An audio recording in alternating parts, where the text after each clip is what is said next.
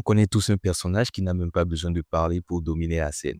Son gameplay, son attitude, sa manière de marcher, de te regarder, c'est ce qu'on appelle l'aura farming. C'est pas juste être fort, c'est être naturellement badass, sans forcer, même en situation critique. Et aujourd'hui, on va parler de 10 personnages de jeux vidéo qui maîtrisent ça à un niveau cosmique. Pas de power scaling, pas de c'est le plus fort, juste le flow. Petite précision avant de commencer, ici je parle surtout de personnages qui ont un développement narratif solide. Sinon, évidemment, tous les persos de Warhammer, les jeux Soul et d'Elder Scrolls auraient explosé le classement, juste avec leur lore. Mais on se concentre sur ceux dont l'aura existe vraiment à l'écran, pas seulement dans les encyclopédies du jeu. Lui, c'est une star du cinéma qui malmène des combattants et des dieux surentraînés. Comment oublier la scène où il a 1v1 Scorpion et Sub-Zero dans Mortal Kombat 10? Il a tellement troll tout le monde dans son verse jusqu'à ce qu'il troll et botte le cul de sa version plus jeune. Ce mec peut traverser tout le Nether juste pour faire un selfie avec un démon. Il est juste trop stylé. Et le pire, il se rend même pas compte à quel point il est cheaté. Comme quand il a solo Shinnok. Franchement, c'est badass. Faut qu'on parle vraiment de lui. Il se fout de ta gueule et t'explose encore salement la tronche. Rien qu'à voir ses fatalities, surtout dans Mortal Kombat 11 et le 1, tu sens qu'il vit juste pour les caméras. Comment es-tu sûr de survivre? À ton avis, parce que je suis la star, toi t'es qu'un figuron. Johnny Cage, il vit pour les caméras. Mais laissez-moi vous parler de quelqu'un qui vit pour les satellites. J'ai nommé Léon S. Kennedy. C'est d'un tout autre niveau. Même quand le poteau il est seul, il n'hésite pas à farmer de l'aura. Regardez par vous-même.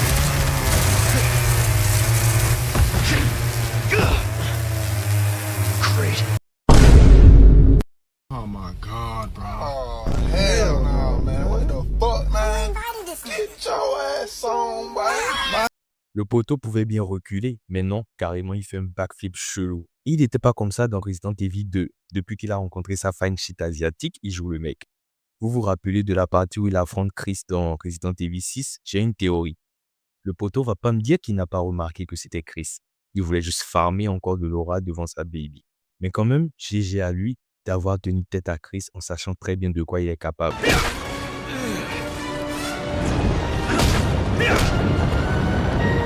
Il a fait tomber l'offre toutes les meufs de son verse jusqu'à la fille du président. Non, chapeau. Mais elle n'a pas 14 ans, elle. Dans Resident Evil 4, le bro a farmé de l'aura jusqu'à la fin du jeu. Mais faut avouer qu'il est stylé, juste qu'il fait trop des blagues idiotes. Où est-ce qu'ils vont tous? Il y a une fête.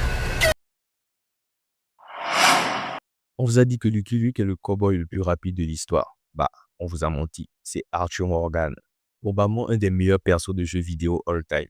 Il pue le charisme, l'expérience, la maturité et la sagesse. Bon, après pour ça, ça dépend. Arthur, c'est un criminel charismatique. Regardez cette démarche et ce style durant la mission de l'assaut du manoir. C'est légendaire. Il est étonnamment humain et assez mature. I guess I'm afraid. Là, on est sur un cas d'aura existentiel. La partie où il apprend qu'il est malade, il accepte la nouvelle avec dignité et décide de changer sa manière de vivre. Il y a trop à dire sur ce perso, mais c'est mieux de m'arrêter là. Batman, lui, c'est un aura farmer originel. Pas besoin des jeux pour s'en rendre compte, mais dans la saga Arkham, c'est assez phénoménal. Le poteau, rien que durant les premières secondes de jeu, tu te rends compte qu'il est là pour collecter toute l'aura de Gotham. Il dit pas qu'il sauve la ville. Lui, il équilibre le jeu. Qu'est-ce que vous faites? J'équilibre le jeu.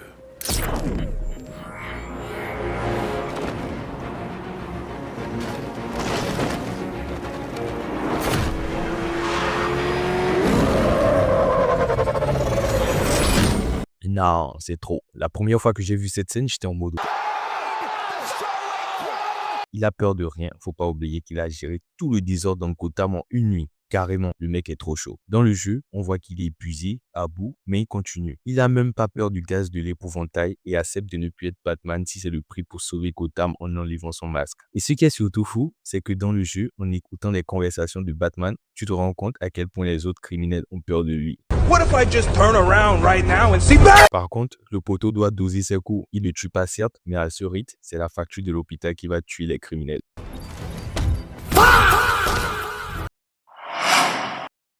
Bon, Raiden, aussi connu sous le nom de Jack l'Éventreur, c'est un perso de l'univers de Metal Gear Solid qui est apparu dans le 2. Si vous connaissez Hideo Kojima, le papa de l'univers, vous savez qu'il rigole pas avec le flow de ses personnages. You're pretty good. Bref, Raiden, il a eu droit à son jeu perso sur PS3, intitulé Metal Gear Rising Revengeance. C'est un cyborg qui bute des cyborgs plus stylés et grands que lui. Alors, ce jeu est probablement un des plus satisfaisants que j'ai joué. Du début jusqu'à la fin du jeu, Raiden n'arrête pas de farmer de l'aura. Et je ne blague pas, il est pire que Léon. Il découpe des avions en deux sans bouger, retrouve le mec qu'il a salement amoché pour rendre l'appareil en puissance 1000 et se tape en 1v1 contre un Américain baraqué boosté aux stéroïdes sous nanomachine. Why won't you die?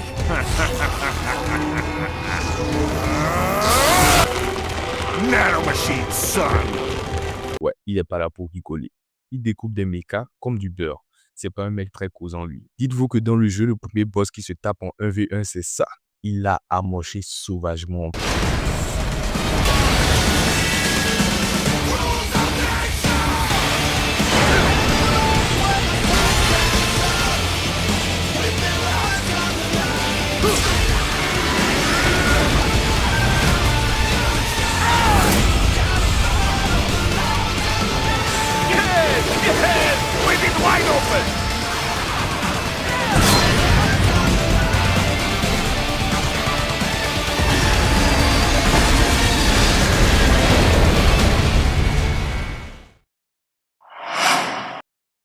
Cette fois-ci, on est sur le perso le plus viril des jeux vidéo. Le Doomslayer, c'est un humain qui va en enfer pour traumatiser des démons. Le mec est devenu tellement un mythe qu'il est considéré comme le némésis des démons. Ouais, c'est fou. Il tue un Icon of Sins, une divinité démoniaque en l'éventrant. C'est-à-dire que le bro a détruit une cité de démons juste en y tombant par accident. Tellement il est dangereux pour l'enfer qu'il s'est fait enfermer pour l'arrêter parce qu'ils n'ont pas trouvé un moyen de le buter. Spoiler, ça n'a pas marché. Et même quand les démons essaient de discuter avec lui en mode peace and love, il les pulvérise. Se faire tuer et arracher le cœur, ça n'arrête pas. Il doit finir son job. Il a fait tellement de dingueries que je peux faire une vidéo rien que pour ses esprits. Vous connaissez la version féminine de Dante en mode BDSM? C'est Bayonetta.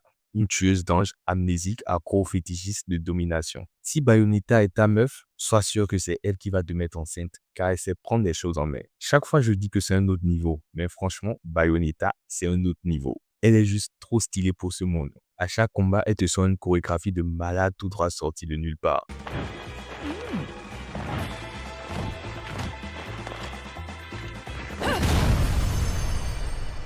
Elle jongle entre pistolets, cheveux magiques et combos improbables. Et tout ça en talon aigu. Elle séduit, impose et maîtrise son style sans exploser.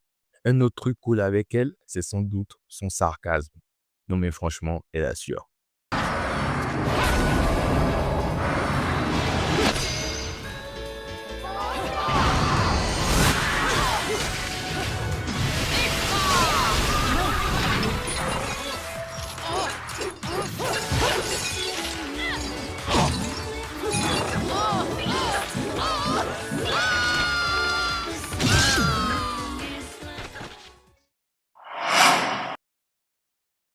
Alors, jusqu'à là, ce n'était pas un classement. Mais pour les 3 derniers, ça allait clairement. Je vous présente les 3 plus grands aura farmers des jeux vidéo. En top 3, parmi tous les persos d'Assassin's Creed, si je vous demande celui avec le plus d'aura, et vous me répondez, Edouard, vous avez totalement faux. C'est bel et bien le seul et unique Ezio Auditore. Ezio est un assassin. Non, c'est très réducteur de dire ça. C'est un maître assassin qui a eu droit à 3 jeux pour sa propre trilogie. Assassin's Creed 2, Assassin's Creed Brotherhood et Révélation. Ce n'est visiblement pas le plus fort des assassins. En 1v1, je pense qu'il peut se faire prendre par Connor ou Bayek. Mais bro est trop stylé, c'est abusé.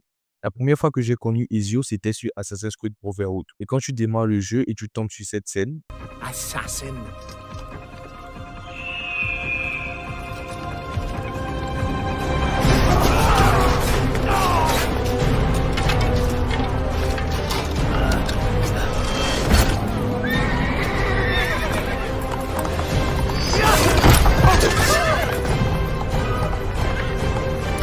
laisse-moi te dire que tu comprends pourquoi il est trop stylé. Et je ne sais pas si vous avez remarqué, mais je pense que c'est une référence à Moïse qui divise la mer Rouge en deux. Rien que ça. Dans le trailer de Assassin's Creed 2, il est toujours aussi badass. Mais c'est dans Révélation, il a surtout le plus de flow en échappant à une exécution de la manière la plus stylée possible.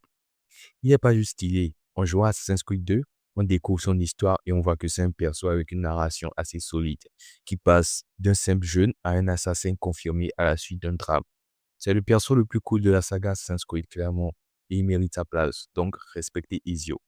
Lorsque je vous parle d'une histoire sur la mythologie et la vengeance, qui vous vient à l'esprit? Bien évidemment, Son Wukong de Black Myth Wukong. Non, je déconne, c'est le GOAT, Kratos. Dites-vous qu'à la fin de God of War 2, le pro promet de se venger et dans le 3, la première chose qu'il fait est de brutaliser le pauvre Poséidon pendant que les autres persos du jeu vidéo beat them mobs au début, lui, il rigole pas, il va niquer un boss direct.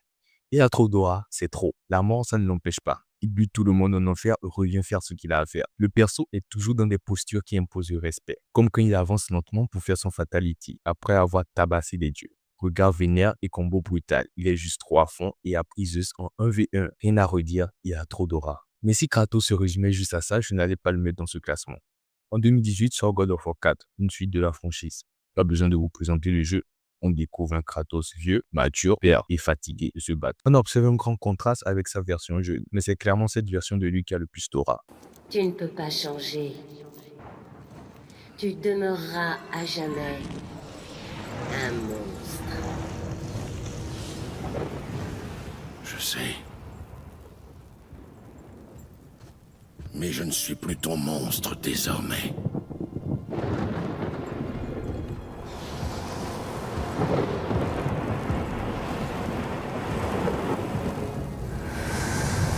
Durant son affrontement contre Baldur, on voit qu'il est toujours aussi puissant qu'avant, mais très sage, et même quand il se fait démarrer par ce dernier, tu te dis, le frérot va péter un câble. Mais non, il regarde Baldur avec une sorte de dégoût.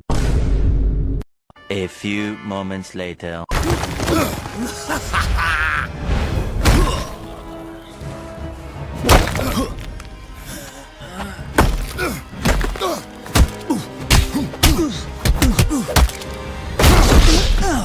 Le perso le plus stylé, insolent et le plus grand aura farmer des jeux vidéo. Je ne vais pas vous faire tourner, c'est clairement Dante. C'est lorsqu'on se rend compte que ce mec est trop boosté, on voit à quel point il est nerfé par moments, comme dans la série Netflix. Et comment ne pas parler de l'intro de Devil May Cry 3?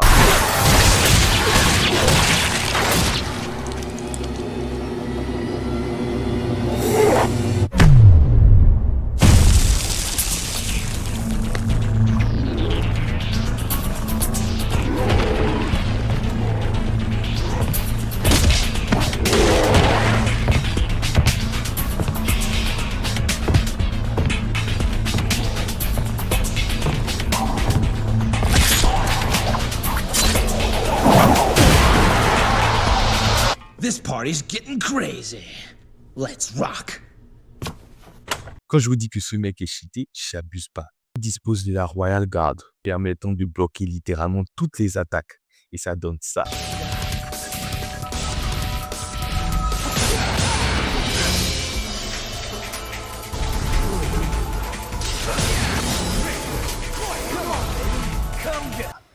Le principe du jeu d'ailleurs est de faire les combos les plus stylés pour farmer de l'aura.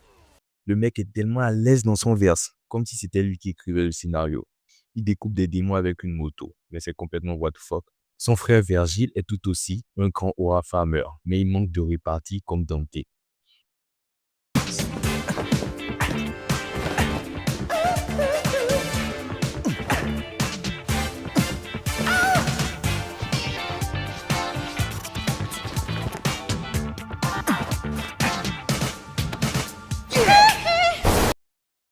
Bref, voilà, c'est la fin de cette vidéo. N'hésite pas à liker et t'abonner si elle t'a plu. Et si elle t'a pas plu, bah like et abonne-toi. D'autres vidéos sortiront d'ici peu. Ça parle d'anime, gaming, comics et parfois séries. Du coup, à plus. Peace and love.